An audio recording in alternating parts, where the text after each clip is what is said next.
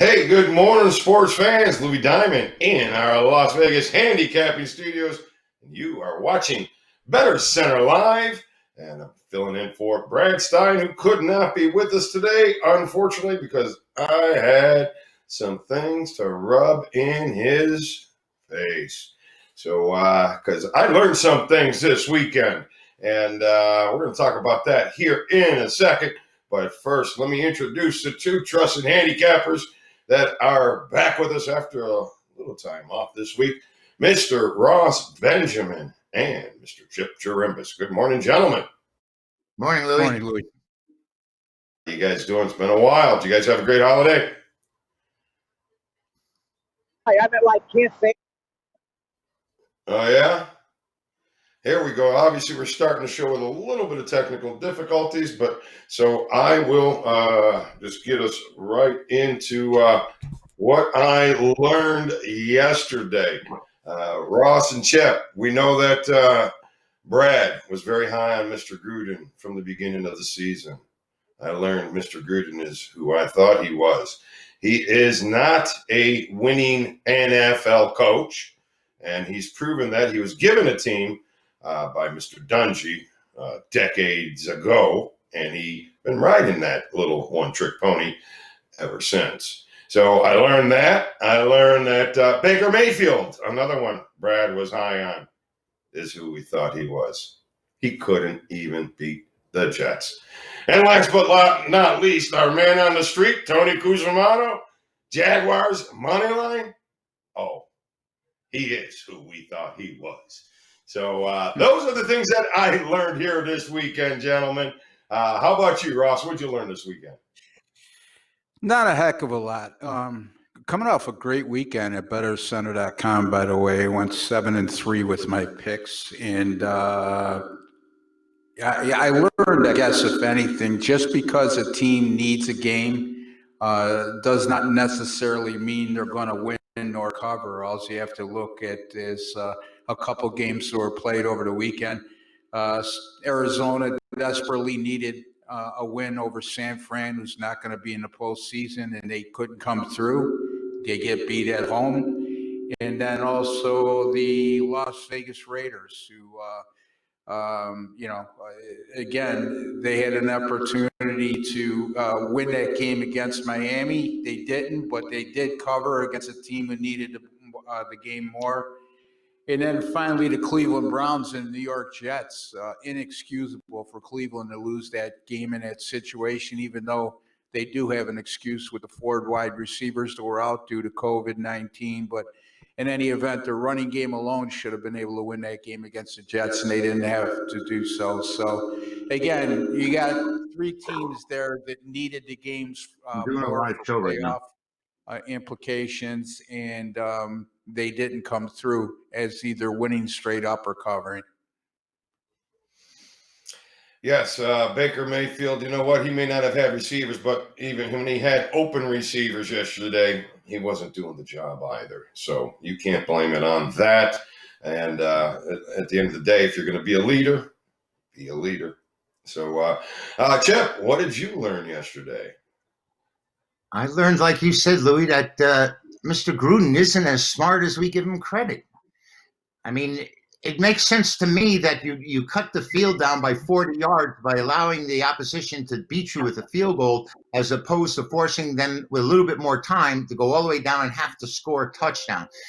These decisions that these coaches are making in the NFL now, where they don't score and they try to manipulate the clock, have been backfiring on them. When there's 19 seconds to go in the half or the game, the opposition still manages to score. And Gruden made a huge error not taking the touchdown, taking the field goal to go up by 2, to reduce the field for the opposition, where you can kick a field goal from the 50-yard line, but you can't score a touchdown unless you get into the end zone. So I think that was a bonehead play by Gruden this weekend. Yeah, you are not the only one on that train here, and and Gruden, he's doubled down on it, saying that he would do it again. It's still kind of a tough, because I guess there hasn't been enough sample size to really know what a true number is. But you got the touchdown. Have a little faith in your defense because you got the field goal, and your defense had to still go out on the field. And, you pretty much, told them you didn't have faith in them, and look what happened. So some dramatic changes. So basketball has been started and actually been doing well. The NBA has started. I hit a nice little round robin on Saturday. Left it alone. I got a nice round robin going here today that if you want to be a part of, I got a free basketball play out there at bettorcenter.com. So feel free to subscribe or stop by bettorcenter.com for that free basketball play here today. But one game on the board that's really mean that's in the football schedule, and it is fairly meaningful for these Buffalo Bills because if they want to keep that number 2 seed in the playoffs, they're going to have to continue to win. So now they face their ultimate nemesis, and they get to put them totally to bed, even though they are to bed for the playoffs with the Patriots. The Bills, a sweep against the Patriots, that would be some pretty big news on top of the fact that they can continue to keep the 2nd seed. So Ross, big Buffalo guy as well, or Rochester guy, but Buffalo fan. So what are your thoughts on the Bills tonight? Are they going to be asleep at the wheel and after clinching the division, or are they actually going to parlay that success into just really driving the Patriots in their coffin this season? Yeah, I've been waiting to say this for 25 years, but New England is a mess right now. Anyway, look, a lot of money has gone down on Buffalo. And that line has stayed basically the same as Buffalo continues to be a 7-point favorite, even though that the money and the volume of bets have gone up on Buffalo considerably since the opening line came out. So again, I'd be hesitant to lay the points in this situation. Another one of those games that, just because a team needs it more and the other team's out of the playoffs doesn't necessarily mean that team is going to cover. We saw that yesterday and on Saturday. But having said that, Buffalo's played 2 strong games in a row now on national TV. New England, 20 guys that were on the questionable list as far as availability goes. They don't know. They're going to go with Cam Newton. They discussed bringing in Stidham, so not exactly a vote of confidence for Newton and not exactly a stable situation offensively for New England. And they're going to have Stephon Gilmore out. I'm not going to use this game, but I just can't go against Buffalo here in this spot. I mean, they've looked tremendous, like I said, in their last 2 national TV appearances. And I don't see that train slowing down here, Louis. So I'm going to have a small lean here on the Bills, -7. All right. So Ross, I'm leaning on the Bills -7. And, I'll get to my opinion here in a second. Let's see what Chip has before I get into mine. What do you got, Chip? What are your thoughts? Well, the first thing, Louis, is I'm a little taken back by the fact that New England is a touchdown, even greater than a touchdown underdog at home. I don't ever recall having seen this in the last 20 years, the last 2 decades, because it's never happened. And it's generous points here. And, I don't know what Belichick is up to here. I'm looking toward New England. I'm looking toward the points. They're at home. They're coming off horrid performances. I mean, Cam Newton has had 8 games where he failed to throw a touchdown pass. And New England was basing their entire attack this year on the running game, and Cam Newton was the center of that. And now if they're going to change to Stidham, I believe is his name, the former Auburn quarterback, he never even got to start. Everyone expected him to start this season. And I guess Belichick had so little confidence in him that just before the season started, they grab a hold of Cam Newton. And we see how that's working out. But I think New England with Belichick there, and I'm wondering if I know Buffalo's fighting really hard, but I wouldn't be surprised to see Buffalo win and come in under the number. All right, a little bit the under, not expecting much out of Cam Newton. And actually, you're right, it's been about 20 years, Chip, except one time this year, New England was the big dog at home versus Baltimore, and they actually covered because it was 23-17. And so you have that scenario, Belichick getting them points at home. Hard not to jump on something like that. And the only thing I can see on this game, guys, is obviously the proverbial teaser for me. I do believe Buffalo will probably win the game, but something smells in this game. Something smells awfully bad. So I like New England on the teaser more so than the Buffalo side, getting them points in this game. Unless Buffalo really wants to seek that revenge, I don't see him covering the big number. So, it's going to be tough for me to back that. As far as the total goes, it's got steamed up from 44.5 up to 47. So they're playing the over. So, they're expecting Buffalo to put the points on the board. Everybody's betting Buffalo. The line moved from 4.5 to 7. If this game goes up to 8 by game time or higher, then I guess Buffalo, I got to believe Buffalo would be probably the play. So, but very tough game to make a decision on. So I'm going to grab the points in the divisional game with that home dog on Monday Night Football. Getting a lot of points, double digits with the teaser. So that'll be my role. So, all right. So now, hey, we got our the man who we thought he was. And I can't believe he's ready to show up today after Jacksonville on the money line. Cusimano, what are your thoughts here on this Bills-Patriots game? What's going on today out there? Thank you very much, Bettor. Center, your man on the screen. I'm still in the Lone Star State here. Talk a little NBA in a minute, but no, I'm a points guy. Of course, I was wrong with the double digits at home. But let's just recap very briefly here. Atlanta with the points covered. Of course, the Raiders covered. They were +2. The Cowboys +3 with the outright win. 49ers were getting points with the outright win. Anybody else? Oh, the Jets. So I'm a points guy, and I agree with Chip and with Louis Bag of Diamonds. In fact, the line moved through the night. It was 7.5 during when it dropped down to 7, but all the money's on Buffalo. It's telling me the Patriots are going to get to the money. I think Buffalo wins the game,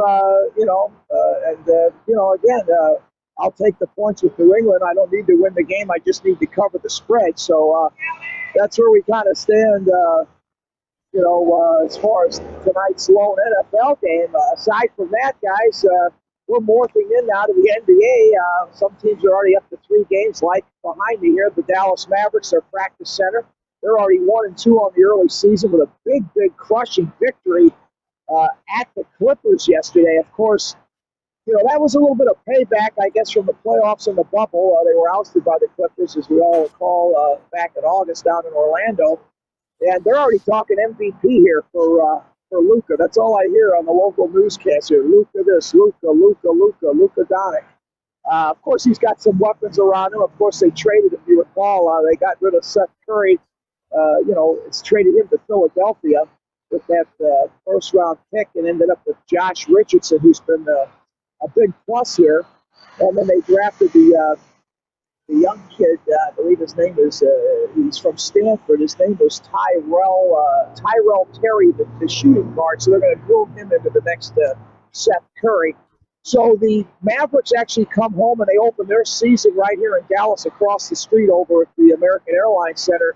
They're going to be opening up against Charlotte on Wednesday. As far as that goes, we do have a few games on the board tonight. This being the giving season, I'm going to, as I always do, I'm going to give to you the double play of the day. Of course, we're going to go with New England plus the 7. And just a couple of miles north of me, a couple of 100 miles to the north of me, take OKC tonight, folks, plus 8.5 or 9 at home against the Utah Jazz. We don't need to win the game. We just have to cover the spread with OKC. Aside from all of that, Louis Bag of Diamonds, Chip, Ross, everybody, let's go into the new year or the happy new year here. I'm sure not to also mention, remember, don't forget now, the Cotton Bowl is on Wednesday. I'm going to do my best to get back over to AT&T Stadium. We got the Cotton Bowl because of COVID. We have the Rose Bowl also here in Dallas, Texas as well. So with that, you'll be seeing me here in the Lone Star State, over the couple of times here over the next week. And with that, guys, any NBA jibber jabber, any feedback here on any of the other games tonight? And of course, Denver hosts the game at home. All Portland with the right. Thank Lakers. you, Everything else. Tony. Thank you, Tony. All right. So, yeah, my thoughts on the NBA tonight is you have, I like your thoughts on Oklahoma City as they are 14-5-1 versus the Jazz at home. Now we got them in a nice underdog situation. 4 straight covers for Oklahoma City. Guys, any basketball on your mind right now? I know it's early in the season. It's starting to get on my mind every day.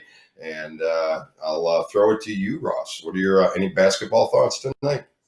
Yeah, looking at, I'm going to give you a free play here in the Lakers and Portland game. The Lakers are at home tonight. They're laying 3.5 as we speak against the Portland Trailblazers, a team they eliminated in the playoffs last year after losing the opening game in that series. They won 4 straight.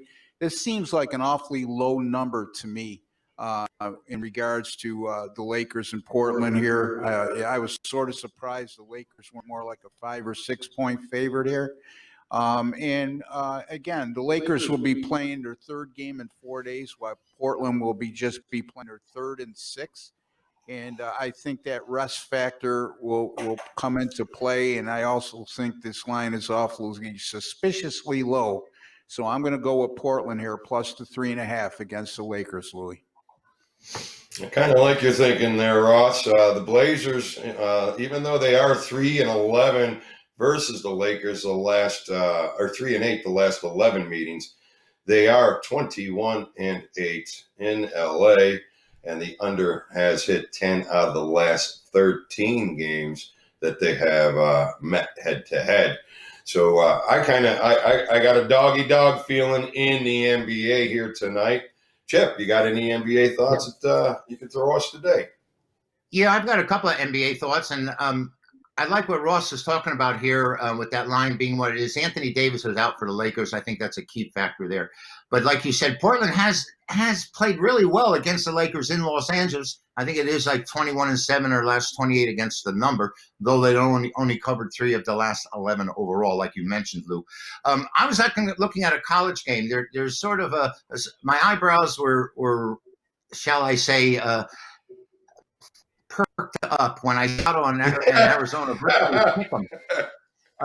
Colorado and Arizona are a pick 'em in a situation where since Colorado has joined the Pac-12, they've never defeated the Wildcats in Tucson, and yet they virtually have to win this game on the floor to get the money. So I'm thinking I'm a little suspicious about this. Colorado has an all-veteran team. They've improved, and Arizona under Sean Miller, I think that was his name, the coach's name. I have a tendency to transpose some of that stuff, but he has 5 brand new starters. They've won 6 games against 6 non-Division I schools, and the only time they played a Division I school, they lost to Stanford. And I know Ross had that game as a winner. So I'm going to play Colorado over Arizona tonight. Chip, when those eyebrows stand up, we're getting the frequency is now. We're in that frequency. I believe you and I are in that same frequency with this one. I do have Colorado here tonight as well. I'm feeling the same vibe you're feeling there, and I believe it's going to be a winning vibe. So I like Colorado as a dog. I also kind of think it might be a doggy dog night in the college basketball. So Ross, college basketball, you gave us your NBA. Any college basketball thoughts? Well, Fresno State at Colorado State. You got a Fresno State team that's 2-0 right now, but they face Division II opponents in both of those wins.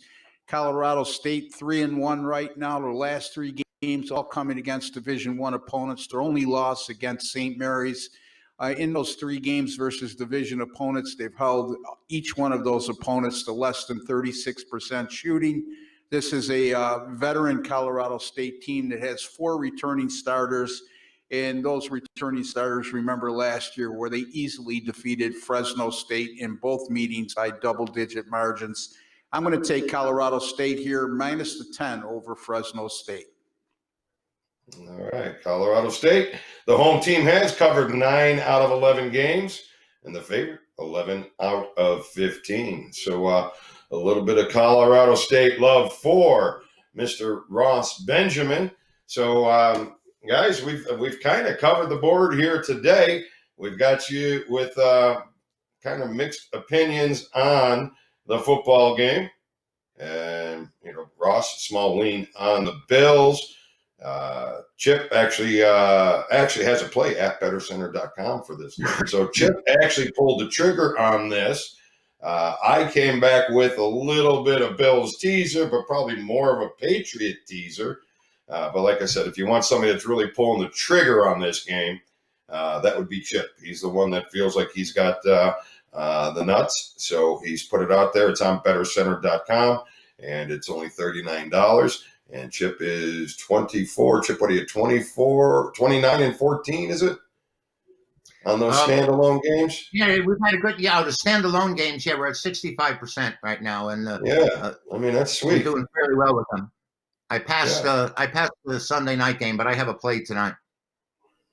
All right, so there you go. Chip's got that play for you at bettercenter.com. And don't be afraid to get out there and show a little love.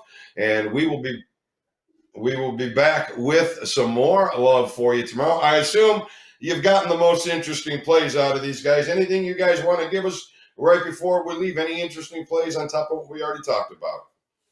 Yeah, I just want to remind the viewers and listeners, I'm coming off a 7-3 weekend at bettercenter.com. That's combined in the NFL, the NBA, and college football. So coming off a tremendous weekend, I will have a play tonight in the NBA, and you can find that at bettercenter.com. Awesome. Thank you for loading up that shopping cart and making the offers out there. How about you, Chip? Any famous last words? Well, Monday's got a light schedule, and we've got the NFL. Of course, that game's posted. We mentioned our college basketball, and of course, with the NBA, we're going each and every day. There's a trio of games out there. The Portland game is one of them. All right. There you go, guys. Listen, sports are getting hot and heavy now. We got NBA, we got college basketball, we have football wrapping up over the next month, and then we'll have hockey coming back in. So going to be plenty of action for us to get you information on. So please subscribe below. Join us next time here on Better Center Live.